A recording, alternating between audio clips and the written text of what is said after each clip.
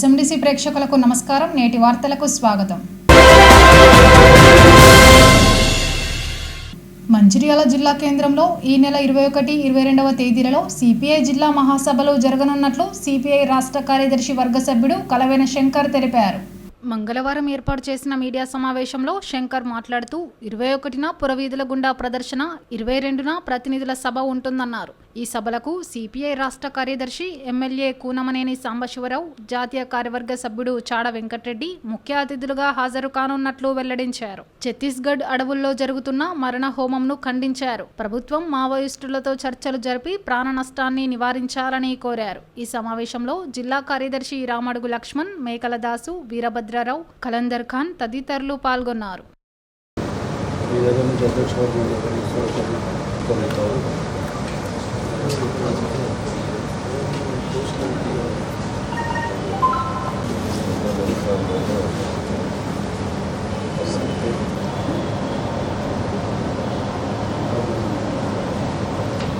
ఈరోజు రామ్సుదా హోటల్లో సిపిఐ జిల్లా సమితి సమావేశానికి కొట్టె కిషన్ అధ్యక్షతన పార్టీ కౌన్సిల్ సమావేశం జరుగుతూ ఉన్నది.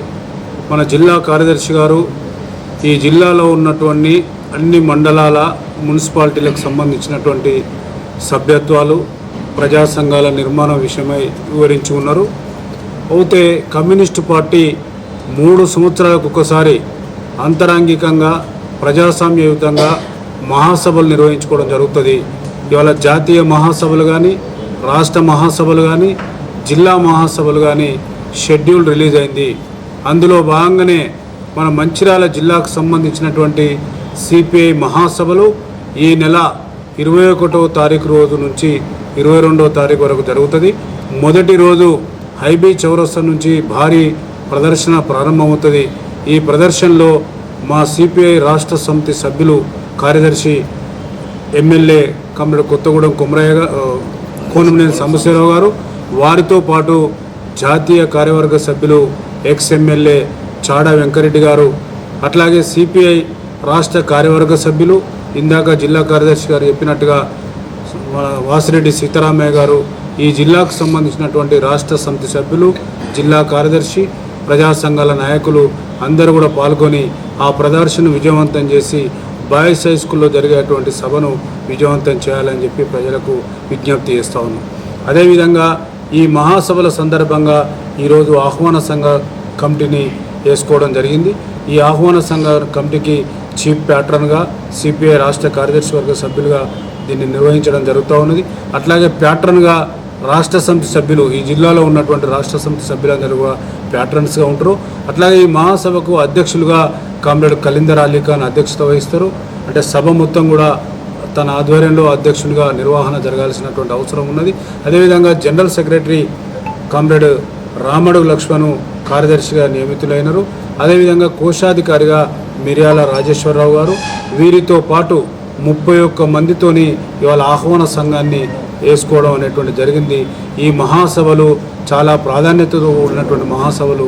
మా పార్టీకి సంబంధించినటువంటి నూతన నాయకత్వాన్ని, కౌన్సిల్ను, కార్యవర్గాన్ని ఎన్నుకొని భవిష్యత్తు కార్యక్రమాన్ని రూపొందించుకోవడం కోసం ఈ మహాసభ ఉపయోగపడుతుందని చెప్పి సందర్భంగా విజ్ఞప్తి చేస్తూనే, నేడు మారినటువంటి రాజకీయ పరిస్థితులలో అటు దేశంలో కానీ, ఇటు రాష్ట్రంలో కానీ కార్పొరేట్ రాజకీయాల వెల్లువలో భారత కమ్యూనిస్ట్ పార్టీ 100 ఏళ్ల చరిత్రకు సంబంధించినటువంటి ఈ పార్టీ మహాసభలు మంచిర్యాల పట్టణంలో, ఈ మంచిర్యాల పట్టణ జిల్లా మహాసభలు నిర్వహణ జరుగుతున్నది.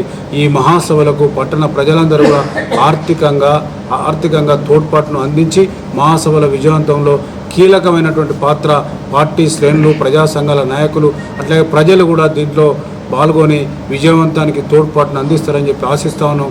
మరొక ప్రధానమైనటువంటి అంశం ఏమంటే, ఇవాళ కేంద్ర ప్రభుత్వం వ్యవహరిస్తున్నటువంటి మావోయిస్టుల పైన శాంతి చర్చలు నిర్వహణ లేదు అంటూ వాళ్ళను పట్టుకొచ్చి కాల్చి చంపేటువంటి నిర్వహణ ఏదైతున్నదో దాన్ని తక్షణమే మానుకొని శాంతి చర్చలు నిర్వహించాలని చెప్పి కేంద్ర ప్రభుత్వానికి భారత కమ్యూనిస్ట్ పార్టీ మొదటి నుంచి కూడా తెలియపరచడం జరుగుతూ ఉన్నది.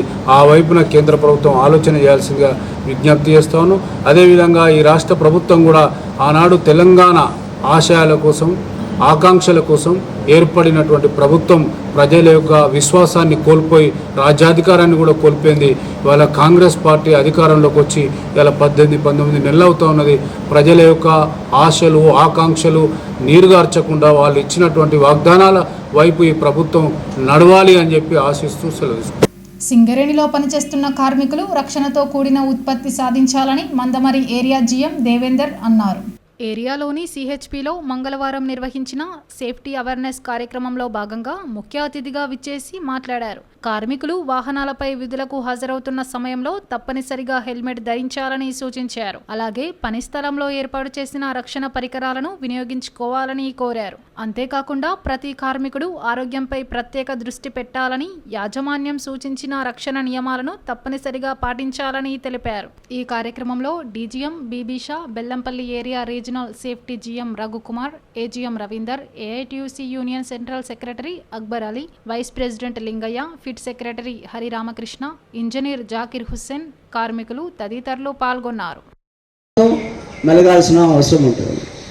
కంపెనీ పరంగా అంటే ప్రతి యాక్సిడెంట్ కూడా నివారించదగింది సరైన చర్యలు తీసుకున్నట్లయితే కనుక యాక్సిడెంట్స్ అనేవి అన్సేఫ్ యాక్ట్స్ వల్ల కానీ, అంటే మానవ తప్పిదాల వల్ల కానీ, లేదా అన్సేఫ్ కండిషన్స్ మరియు అన్సేఫ్ ప్రాక్టీసెస్ వల్ల జరుగుతుంటాయి. కంపెనీ పరంగా లాస్ట్ ఇయర్ కనుక మనకు యాక్సిడెంట్స్ ఫ్యాటల్ ప్రమాదం చూసినట్లయితే 6 ఫ్యాటల్ ప్రమాదాలు జరిగినాయి. 7 ఉద్యోగులను మనం కోల్పోవడం జరిగింది. 6 కూడా వాటిలో హెడ్ ఓవర్మెన్ జిడిక 7 ఇన్సిడెంట్లో హెడ్ ఓవర్మెన్ ఇన్వాల్వ్ అయినాడు. జిడిక 2 ఇంక్లైన్లో మైనింగ్ సర్దార్ ఇన్వాల్వ్ అయినాడు. ఆర్జీ ఓసిట్లో ఫిట్టర్ హెల్పర్ ఉన్నాడు. తర్వాత జిడిక 11 ఇంక్లైన్లో జరిగిన యాక్సిడెంట్లో ఎల్హెచ్డి ఆపరేటర్ ఉన్నాడు. తర్వాత అదేవిధంగా మన మణుగుల్లో జరిగిన యాక్సిడెంట్లో డంపర్ ఆపరేటర్ ఇన్వాల్వ్ అయినాడు. మనకి ఇక్కడ మనం మందమరిలో ఏరియా స్టోర్లో జరిగిన యాక్సిడెంట్లో యాక్టింగ్ టిండాల్ సూపర్వైజర్ ఉన్నాడు. సో దీన్ని దృష్టిలో పెట్టుకొని యాక్సిడెంట్ ప్రమాదం అనేది వీళ్ళకే జరగాలని ఏం లేదు. సూపర్వైజర్కి జరగవచ్చు, ఆఫీసర్స్ జరగవచ్చు, మరియు వాటికి మన మజ్దూర్కి జరగచ్చు, టెక్నీషియన్ జరగచ్చు, ఆపరేటర్ జరగచ్చు. సో మనం ఎల్లప్పుడూ మనం చేసే పని ఏదైతే పనులు చేస్తున్నామో ఆ పనులలో మనం operating procedure, safe operating procedure పాటించినట్లయితే డెఫినెట్గా ప్రమాదంలోనే నివారించవచ్చు. అదేవిధంగా మనం చూసినట్లయితే కనుక ఈ సిఎస్పికి సంబంధించి యాక్సిడెంట్స్ అనేవి మన దగ్గర జరగలేదు కానీ ఓకే పనిచేసి మరి నా బాధ్యత కూడా ఉంది, జిఎం సేఫ్టీ గారి బాధ్యత కూడా ఉంది, ఏరియా ఇంజనీర్ గారి బాధ్యత ఉంది, ఒక్కొక్కరికి ఒక్కొక్క బాధ్యత ఉంది. కానీ మీ దగ్గర నుండి అన్ని మనకు ఏమేమి మీకు అవసరమో మా దృష్టికి తీసుకొస్తే తప్పకుండా ఈ సిహెచ్పిని ఇంకా రక్షణ పరంగా ముందుకు తీసుకెళ్తూ అవసరమైన ఉత్పాదకత సాధించడానికి మనము వీలవుతుంది. ఇంకా మనకి ఒక రక్షణ అనేది ఒక రంగంలోనే కాదు, మనుషుల సేఫ్టీ కాదు, మరి భూమాత సేఫ్టీ కూడా చూడాలి. మనము అన్లోడింగ్ చేసేటప్పుడు ఇంకా air pollution, noise pollution, dust pollution, women's కి మీరు రక్షణతో ఉండగా కూడా ఒక డస్టీ ఎన్విరాన్మెంట్ లో పనిచేస్తున్నప్పుడు మీకు దానివల్ల కూడా జబ్బులు వచ్చే అవకాశం ఉంటుంది. మిషనరీకి లోటుపాట్లు ఉంటే మిషనరీ కూడా చెడిపోయే ప్రమాదం ఉంటుంది. కాబట్టి ఇంకా పర్యావరణ రక్షణ కూడా, పర్యావరణానికి సంబంధించి కూడా డస్ట్ పొల్యూషన్ కంట్రోల్ మెజర్స్ మరి ఇవన్నీ తీసుకుంటారని, ఇంకా ప్లాంటేషన్ కూడా బాగా మరి ప్రతిరోజు అందరూ ప్లాంటేషన్ కార్యక్రమంలో ఈ వర్షాకాలంలో పెట్టేసి ఇంకా సిహెచ్పిలో పచ్చదనం పెంపొందించడానికి మీరందరూ ప్రయత్నం చేస్తారని మరి ఒకసారి ఆర్కేపీ సిహెచ్పి భవిష్యత్తులో కూడా ప్రమాదరహితంగా మరి మీరు మీ యొక్క ఆరోగ్యం, మరి మీకు సేఫ్టీ ఉండాలంటే మీ ఆరోగ్యం, మరి ఏరియా సేఫ్టీ ఆఫీసర్ గారు చెప్పారు, 3 విషయాలు చెప్పారు, హర్రీ వర్రీ కర్రీ అని. నేను 4వ విషయం కూడా దానికి యాడ్ చేస్తాను, డ్రింక్ అనేది కూడా మరొక మనల్ని అనారోగ్యానికి లోను కావడానికి గురి చేస్తుంది. కాబట్టి మనం డ్రింక్ చేసి పనిలోకి వచ్చినప్పుడు మరి మన స్కిల్స్ అనేటివి డిటెరియేట్ అవుతాయి, మనము సరిగ్గా పని చేయలేని పరిస్థితిలో ఉంటాం. కాబట్టి ప్రయాణం చేసేటప్పుడు మరి డ్రింక్ అనేది కూడా మీరు చేయకూడదు. అదేవిధంగా వచ్చేటప్పుడు హెల్మెట్ ధరించడం, తర్వాత మీరు పీరియాడికల్ గా మీ హెల్త్ పాయింట్ ఆఫ్ వ్యూలో అవసరమైన పిఎంఈ టెస్ట్ చేయించుకోవడం, తర్వాత గుండె జబ్బులు ఉంటే టెస్ట్ చేయించుకోవడం, ప్రైవేట్ హాస్పిటల్లో కానీ మన సింగరేణి కంపెనీలో కానీ దానికి అవసరమైన మందులు ప్రతిరోజు వేసుకోవడం, ఇవన్నీ మరి సార్ అల్లాడి చెప్పారు. క్రమశిక్షణలో భాగంగా మన యొక్క హెల్త్ని కాపాడుకోవడానికి సరైన సమయానికి మనము డాక్టర్స్ ఏవైతే మనకి ఏమైనా మందులు సూచిస్తే అవి తప్పకుండా మందులు వాడుకోవాలి. మన కుటుంబ సభ్యులకు కూడా ఆరోగ్యం గురించి మీరు బాధ్యత తీసుకోవాలి. ప్రభుత్వం ప్రతిష్టాత్మకంగా నిర్వహిస్తున్న రెవెన్యూ సదస్సులను సద్వినియోగం చేసుకోవాలని నస్పూర్ తహసీల్దార్ సంతోష్ కుమార్ కోరారు. భూ సమస్యల పరిష్కారం కోసం ప్రభుత్వం భూభారతి చట్టాన్ని అమలులోకి తీసుకువచ్చింది. ఈ సందర్భంగా భూ యజమానులు సమస్యలపై రెవెన్యూ సదస్సులు నిర్వహిస్తోంది. ఇందులో భాగంగా నస్పూర్ పట్టణంలోని సీతారాంపల్లి గ్రామంలో రెవెన్యూ సదస్సు నిర్వహించారు. ఈ సదస్సులో పాల్గొన్న తహసీల్దార్ సంతోష్ కుమార్ కు పలువురు రైతులు తమ భూ సమస్యలపై దరఖాస్తులు అందజేశారు. తమ సమస్యలను పరిష్కరించాలని వారు అధికారులను కోరారు. అనంతరం తహసీల్దార్ మాట్లాడుతూ రెవెన్యూ సదస్సులను భూ యజమానులు సద్వినియోగం చేసుకోవాలని కోరారు. ప్రభుత్వం తీసుకువచ్చిన భూభారతి గురించి ఆయన రైతులకు వివరించారు. ఈ కార్యక్రమంలో డిప్యూటీ తహసీల్దార్ హరిత, ఆర్ఐలు ప్రశాంత్, చంద్రశేఖర్ తదితరులు పాల్గొన్నారు.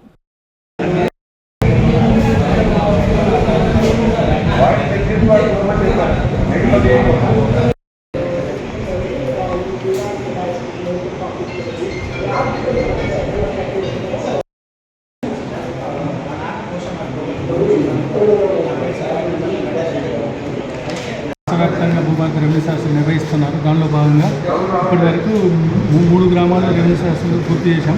కాళ్ళపల్లి, తీగలపాడు, నస్పూర్ గ్రామాలు.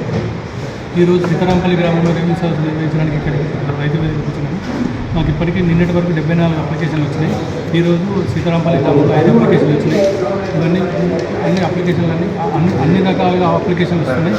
వాటన్నిటిని మేము ఎంక్వైరీ చేసిన తర్వాత అన్ని అప్లికేషన్లు పరిష్కరించడానికి సాధ్యమైనంత వరకు అందరికీ కూడా పరిష్కరించి కొత్త పట్టదారు పాస్బుక్ కృషి చేస్తాం. నేటి ఎస్ఎండిసి న్యూస్ ఇంతటితో సమాప్తం. తిరిగి ప్రసారం అయ్యే ఎస్ఎండిసి న్యూస్లో మళ్ళీ కలుద్దాం. అంతవరకు సెలవు. నమస్కారం.